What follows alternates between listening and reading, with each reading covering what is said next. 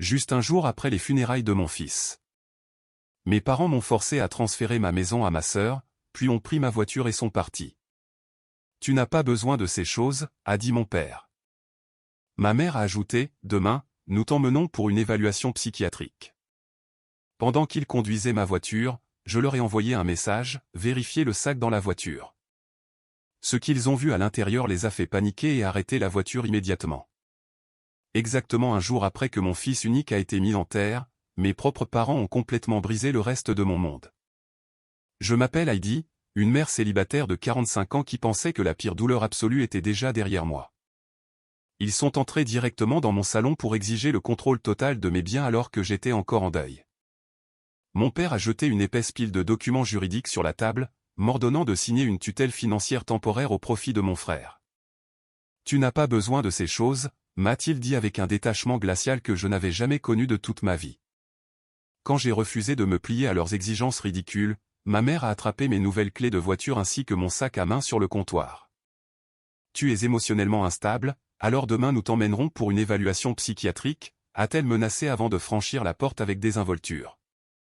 Je suis resté là complètement paralysé alors qu'il volait sans vergogne mon véhicule pour forcer ma soumission. Alors qu'il roulait avec assurance sur l'autoroute, pensant avoir gagné, j'ai sorti mon téléphone pour envoyer un seul message texte qui disait « Vérifiez le sac dans la voiture ».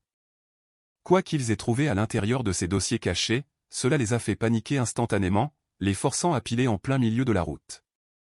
Mais pour que vous compreniez profondément comment une mère en deuil a riposté contre sa propre famille cupide, je dois vous raconter toute l'histoire depuis le tout début.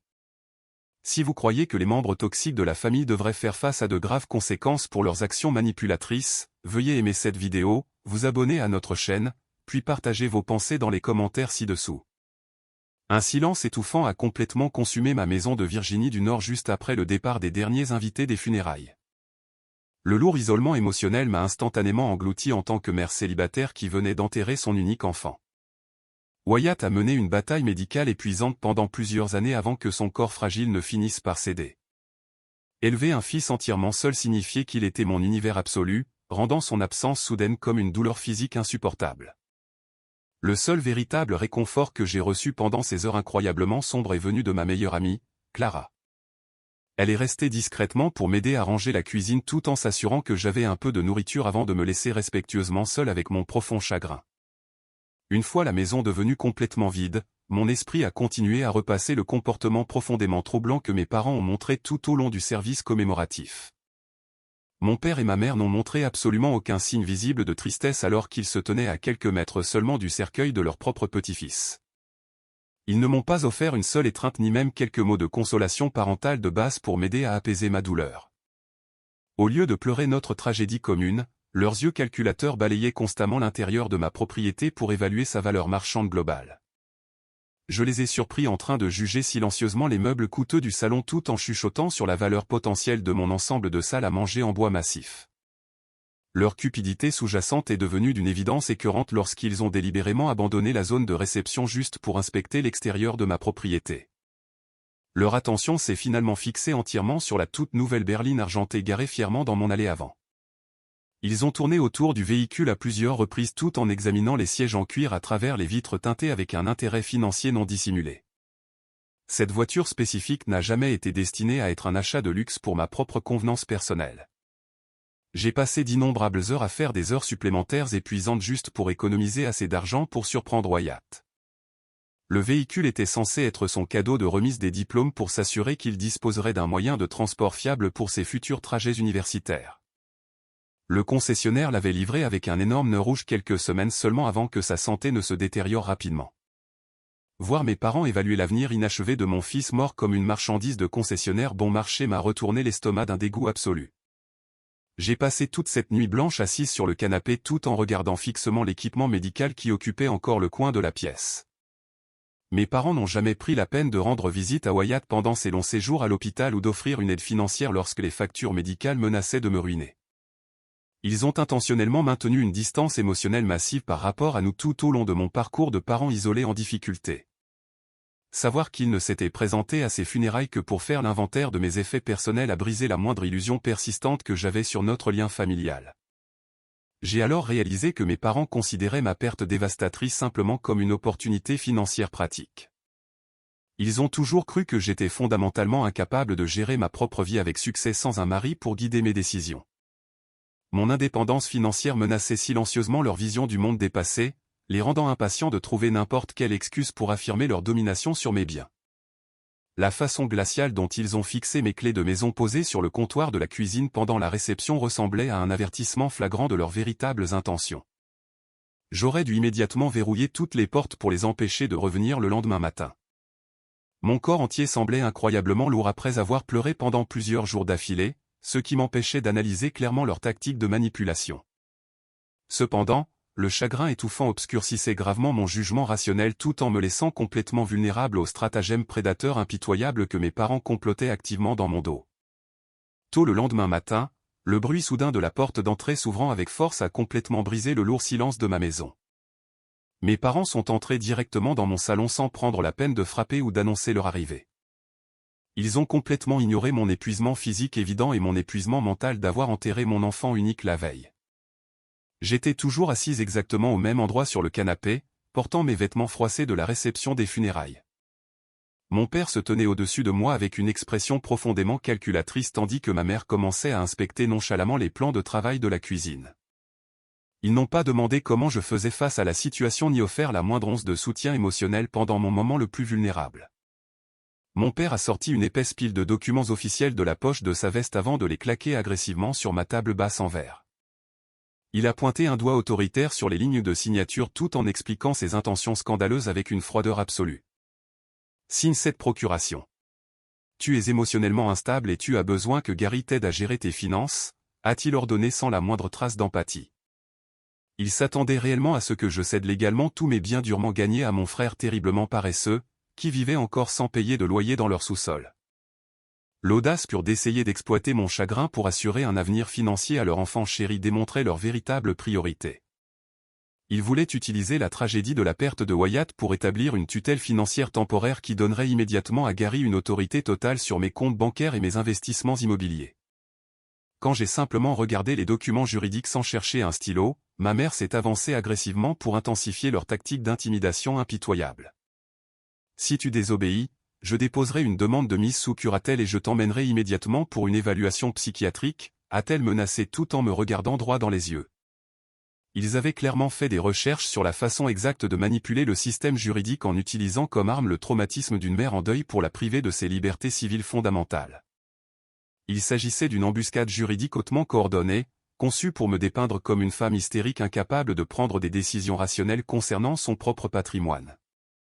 Ma mère a expliqué explicitement en détail comment une mise sous curatelle ordonnée par le tribunal me priverait définitivement de mes droits de faire des choix médicaux indépendants ou de gérer mes finances personnelles sans leur approbation directe. Elle a ensuite marché directement vers la console d'entrée en bois où je gardais toujours mes affaires personnelles organisées. Elle a attrapé les clés de la toute nouvelle berline argentée avec un sentiment écœurant de droit familial. Elle a proclamé haut et fort que mon état émotionnel actuel faisait de moi un danger massif sur la route et a insisté sur le fait qu'il devait confisquer le véhicule pour ma propre sécurité personnelle. Ils utilisaient sans honte ma perte tragique comme une excuse pratique pour voler la voiture chère que j'avais achetée spécifiquement pour que Wyatt puisse se rendre à l'université. La réalité était qu'ils voulaient simplement un véhicule de luxe gratuit pour eux-mêmes tout en complotant activement pour voler l'intégralité de mes moyens de subsistance sous mon nez.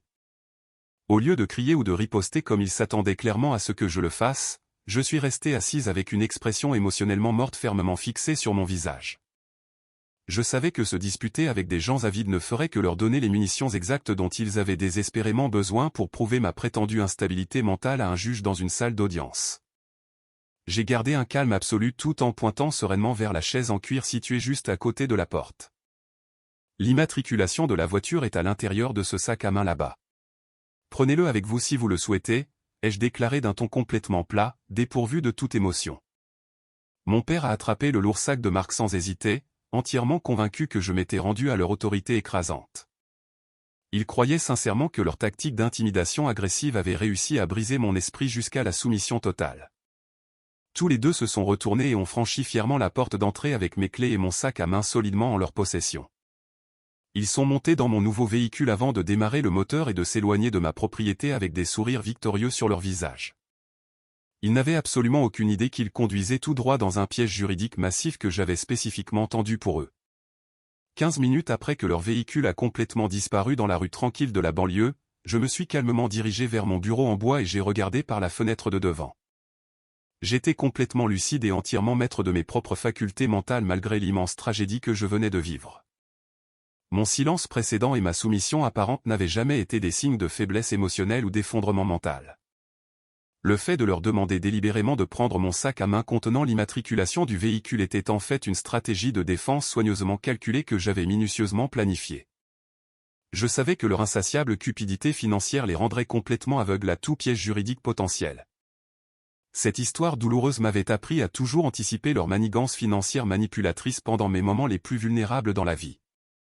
J'avais programmé de manière proactive plusieurs réunions confidentielles avec mon avocat, Preston, quelques semaines avant le décès tragique de Wyatt. Le déclin rapide de l'état de santé de mon fils m'avait forcé à affronter la réalité terrifiante de ce que mes parents pourraient tenter de faire une fois que je serais laissé entièrement seul. Preston m'avait aidé à rédiger des documents juridiques impénétrables conçus spécifiquement pour protéger mon indépendance de mes proches prédateurs. Il comprenait exactement à quel point les membres d'une famille pouvaient devenir impitoyables lorsqu'un patrimoine précieux était laissé apparemment sans protection par un parent isolé en deuil. Je me souvenais vivement de son expression sérieuse lors de notre dernière consultation dans son bureau du centre-ville avant les funérailles.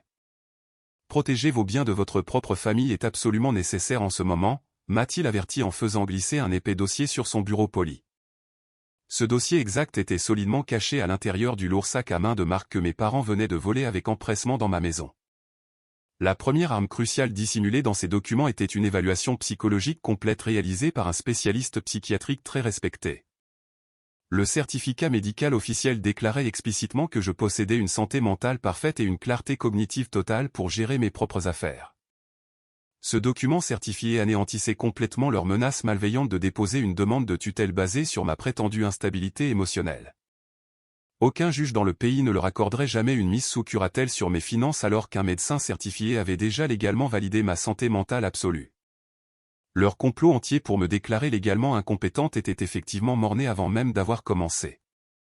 La deuxième arme défensive cachée à l'intérieur de ce dossier secret était nettement plus agressive et entraînait des conséquences criminelles immédiates pour eux deux.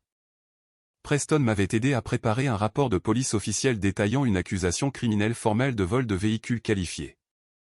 La plainte pénale était entièrement remplie avec les noms légaux complets de mes parents et leur adresse résidentielle exacte en Virginie du Nord. Elle indiquait explicitement qu'ils utilisaient ma toute nouvelle berline argentée sans ma permission autorisée ou mon consentement écrit. Parce que j'étais la seule propriétaire enregistrée du véhicule coûteux, le conduire sans ma signature constituait une infraction criminelle grave. Les documents étaient juridiquement contraignants et prêts à être déposés auprès des autorités policières locales à la minute même où je déciderais de passer l'appel téléphonique. Je n'ai pas versé une seule larme en me tenant seul dans mon salon silencieux, car ma matinée précédente s'était transformée avec succès en une froide détermination. J'ai lentement ramassé mon téléphone portable sur le bureau et j'ai ouvert l'application de messagerie pour trouver les coordonnées de ma mère. Je n'ai pas écrit un long paragraphe émotionnel expliquant mes sentiments ou exigeant qu'ils rendent immédiatement mes biens volés. J'ai simplement tapé une seule phrase qui allait officiellement inverser ce jeu cruel qu'ils avaient décidé de jouer contre une mère en deuil. Vérifier le sac dans la voiture, ai-je envoyé par message avant d'appuyer sur le bouton d'envoi et de replacer l'appareil sur la surface en bois. Je savais que ces mots exacts feraient exploser leurs arrogantes illusions de victoire en l'espace de quelques minutes. Exactement une demi-heure plus tard, l'écran sombre de mon téléphone portable a commencé à s'allumer de façon répétée avec un flot massif de notifications entrantes. J'ai choisi la voie du silence absolu tout en m'asseyant confortablement à ma table de cuisine pour siroter lentement un verre d'eau froide. J'ai simplement regardé l'identification de l'appelant faire clignoter le nom de ma mère de façon répétée tout en laissant l'appareil sonner continuellement jusqu'à ce qu'il atteigne mon système de messagerie vocale automatisé sans jamais tenter de répondre à leurs appels frénétiques. Ma vulnérabilité précédente avait complètement disparu parce que je ne ressentais absolument aucune obligation d'apaiser leur anxiété soudaine après qu'ils avaient si impitoyablement tenté d'exploiter mon chagrin dévastateur pour voler mes biens. La grave escalade de leur panique interne est devenue d'une évidence flagrante à travers la succession rapide de messages apparaissant sur mon écran numérique. Leur communication initiale a commencé avec exactement la même hostilité arrogante qu'ils avaient affichée avec confiance dans mon salon il y a peu de temps. « C'est quoi ces absurdités que tu as envoyées ? Réponds au téléphone immédiatement, a envoyé mon père par message dans une tentative désespérée de maintenir son autorité parentale qui s'effritait sur une femme adulte pleinement indépendante. Il croyait toujours qu'il pouvait facilement m'intimider pour obtenir une soumission verbale par le biais de commandes agressives envoyées sur un réseau cellulaire. Lorsque leurs instructions agressives n'ont rencontré qu'un mur solide de silence de mort de ma part, leur ton est rapidement passé d'une rage aveugle à une véritable terreur juridique. Ils étaient indéniablement en train de lire les documents juridiques confidentiels que j'avais soigneusement glissés dans ce dossier caché à l'intérieur du sac à main volé. Ils ont finalement compris que le certificat médical officiel détruisait complètement leur plan malveillant de contester ma santé mentale dans un cadre judiciaire. Cette évaluation psychiatrique certifiée a transformé leur cruelle menace d'une évaluation mentale forcée en une responsabilité juridique massive pour leur propre avenir. Soumettre une demande de tutelle frauduleuse contre une mère en deuil pleinement compétente entraînait de graves sanctions civiles et pénales pour parjure auxquelles ils n'étaient absolument pas préparés à faire face dans une salle d'audience. Cependant, le choc ultime qui a complètement écrasé leur arrogance étouffante a été la découverte du rapport de police rempli concernant le véhicule volé. Ils ont soudainement réalisé qu'ils roulaient à toute vitesse sur une autoroute très fréquentée tout en utilisant illégalement un bien volé lourdement documenté appartenant exclusivement à mon patrimoine. La perspective terrifiante de faire face à des accusations de vol qualifiées de véhicules à leur âge avancé a entièrement brisé leur confiance auparavant inébranlable dans leur plan sans faille. Ils ont clairement compris que n'importe quel contrôle routier aléatoire ou infraction mineure pour excès de vitesse pourrait se traduire par des agents des forces de l'ordre local encerclant ma berline argentée avec des armes dégainées pour les arrêter sur place.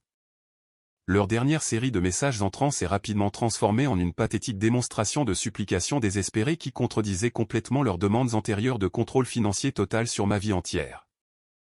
De quoi s'agit-il? Tu ne peux pas appeler la police. Nous sommes une famille, a plaidé ma mère à travers un long message rempli d'une terreur évidente et d'un rétropédalage frénétique. Il savait enfin qu'il ne pouvait plus manipuler mes émotions fragiles ou utiliser ma profonde tristesse pour extraire avec succès une domination financière au profit de mon frère. Le système juridique même qu'ils avaient malicieusement menacé d'utiliser comme arme contre moi pointait maintenant directement vers leurs propres actions criminelles documentées. Reconnaissant leur défaite absolue dans cette bataille juridique à fort enjeu, ils ont réalisé qu'ils n'avaient absolument aucune autre option viable que de se rendre complètement à mon ultimatum silencieux. S'il te plaît, ne dépose pas le rapport. Nous faisons demi-tour avec la voiture en ce moment même, a finalement concédé mon père dans son dernier message de la matinée. J'ai placé mon verre vide dans l'évier de la cuisine et j'ai marché calmement vers l'entrée principale pour attendre patiemment leur retour hautement humiliant sur ma propriété privée. Exactement 2 heures plus tard, le crissement de frein lourd a violemment percé l'air calme de l'après-midi alors que ma berline argentée s'arrêtait brusquement juste devant ma cour couverte de feuilles. Mes parents sont sortis du véhicule avec des expressions incroyablement craintives et agitées peintes sur leurs visages vieillissants. Leur attitude actuellement terrifiée contrastait massivement avec l'attitude froide et autoritaire qu'ils avaient montrée de manière agressive lorsqu'ils avaient envahi mon salon plus tôt ce matin-là. La panique pure de faire face à de graves accusations criminelles et de passer leurs années de retraite dans une prison fédérale avait complètement effacé leur arrogance précédente ainsi que leur faux sentiment d'autorité parentale absolue. Ils ont pratiquement trébuché sur l'allée en béton vers le porche d'entrée où je me tenais déjà, attendant de les affronter. Ma mère a immédiatement tenté d'utiliser notre lien biologique comme arme pour justifier désespérément leur comportement criminel et éviter toute conséquence juridique imminente. Ils voulaient clairement prétendre qu'il s'agissait d'un simple malentendu familial plutôt que d'une tentative calculée de dépouiller une mère en deuil pour leur propre gain financier. Je me tenais parfaitement immobile sur le seuil de ma maison avec une posture entièrement sans émotion et détachée qui n'offrait absolument aucune place pour de futurs compromis ou de longues discussions. Mon père a essayé de forcer un sourire réconfortant tout en levant les mains dans un geste pathétique de fausse reddition pour calmer la tension croissante. Nous étions seulement inquiets pour toi. Il n'y a absolument pas besoin d'impliquer des avocats et la police comme ça, a-t-il balbutié nerveusement tout en évitant désespérément le contact visuel direct avec mon regard inébranlable. Ils s'attendaient réellement à ce que j'accepte leurs excuses superficielles et que je cache leur trahison massive sous le tapis juste parce que nous partagions la même lignée génétique.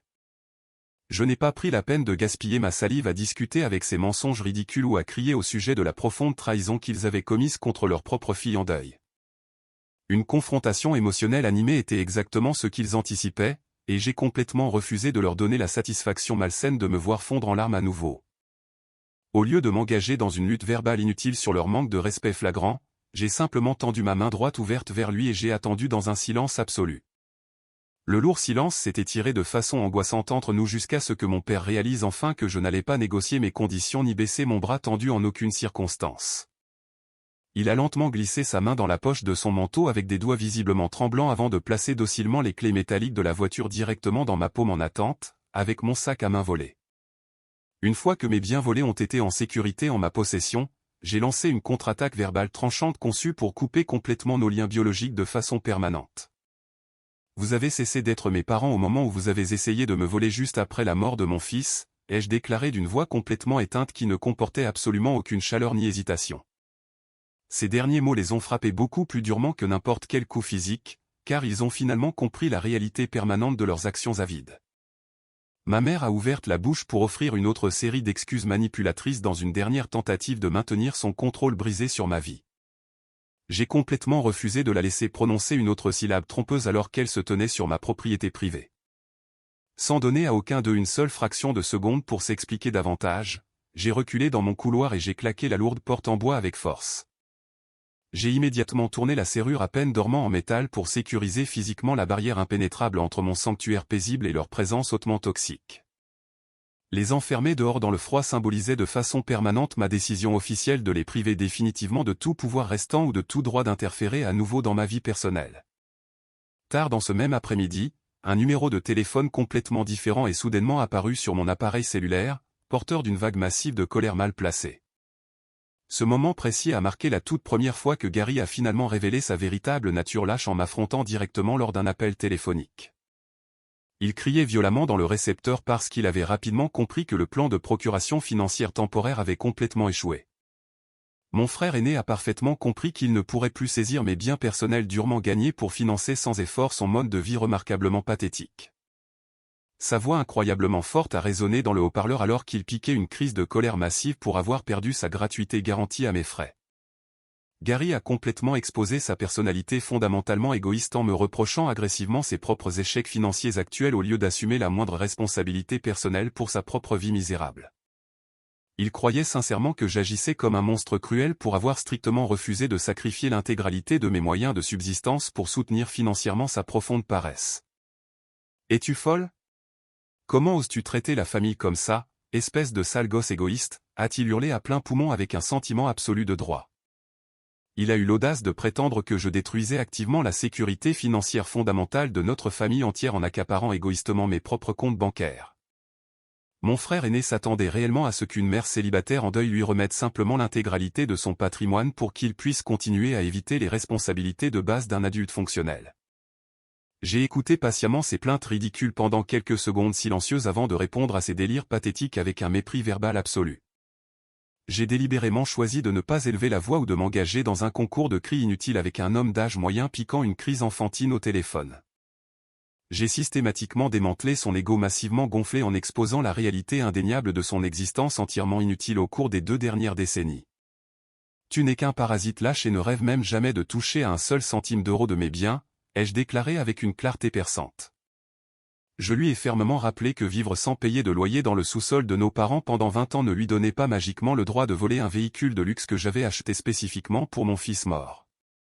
Avant que Gary ne puisse formuler avec succès une autre excuse pathétique pour défendre son comportement parasitaire, j'ai lancé mon ultime avertissement intransigeant pour assurer une clarté absolue concernant mes limites.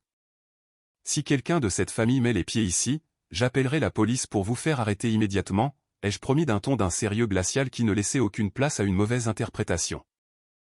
J'ai impitoyablement déconnecté l'appel en cours sans attendre son inévitable réponse pathétique à ma menace juridique explicite.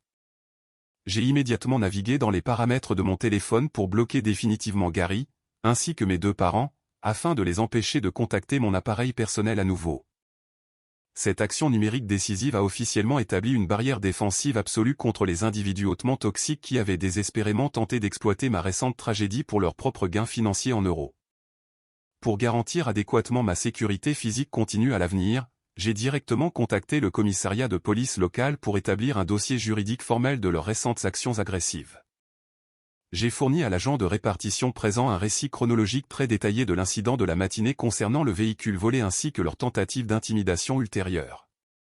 J'ai explicitement demandé des instructions complètes sur les procédures judiciaires formelles requises pour obtenir une ordonnance restrictive officielle contre mes parents biologiques immédiats. Le policier a officiellement documenté mon rapport détaillé tout en m'expliquant en détail les étapes juridiques nécessaires pour s'assurer que ma propriété privée reste strictement interdite aux membres prédateurs de ma famille. Prendre cette mesure juridique hautement proactive a effectivement solidifié mon indépendance totale tout en neutralisant complètement toute menace future qu'il pourrait tenter d'exécuter contre mon patrimoine vulnérable. Juste au moment du coucher du soleil le lendemain, j'ai finalement démarré le puissant moteur de ma nouvelle berline argentée et je me suis éloigné lentement de mon quartier résidentiel tranquille. J'ai guidé le véhicule coûteux de manière constante le long d'un tronçon presque désert de l'autoroute tout en permettant consciemment à mon corps physiquement épuisé de se détendre complètement contre le siège en cuir de qualité supérieure. J'ai éprouvé un profond sentiment de paix véritable envahissant toute mon âme pour la toute première fois depuis le décès tragique de Wyatt au début de cette semaine. La pression étouffante qui avait fermement serré ma poitrine pendant plusieurs jours angoissants a finalement commencé à se dissiper dans l'atmosphère fraîche du soir à mesure que les kilomètres défilaient. Échapper au lourd silence de ma maison vide a permis à mon esprit de traiter enfin l'incroyable ampleur de tout ce qui venait de se passer. Je ne ressentais plus le besoin irrépressible de regarder constamment par-dessus mon épaule par crainte d'une autre embuscade familiale inattendue. Regarder le paysage défiler rapidement se brouiller à l'extérieur de ma vitre teintée m'a aidé à comprendre pleinement le changement émotionnel massif qui s'était officiellement produit dans ma vie personnelle. J'ai soudainement réalisé que je n'étais absolument plus enchaîné aux obligations hautement toxiques de ma lignée biologique ou soumise à la cruelle manipulation psychologique de mes propres parents.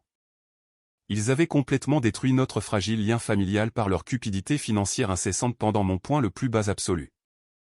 Cette rupture permanente m'a laissé entièrement libre de naviguer dans mon processus de deuil complexe sans que leur comportement prédateur constant ne plane continuellement sur mon existence comme une ombre sombre. La réalité pratique de leur plan juridique massivement échoué signifiait que mes parents vieillissants étaient maintenant coincés de façon permanente pour assumer seuls le fardeau financier massif de subvenir aux besoins de mon frère aîné incroyablement paresseux. Ils allaient devoir passer leurs dernières années de retraite à traiter directement avec Gary tout en vivant constamment dans la peur absolue de poursuites judiciaires sévères s'ils osaient un jour remettre les pieds près de ma propriété. Ils ont parié tout mon patrimoine pour leur propre gain égoïste, mais ont finalement perdu leur seule fille financièrement stable dans ce processus brutal. Le vent vif soufflant doucement à travers la vitre légèrement entr'ouverte de la voiture a lentement emporté le reste du lourd poids mental qui avait gravement accablé mon esprit épuisé pendant des décennies.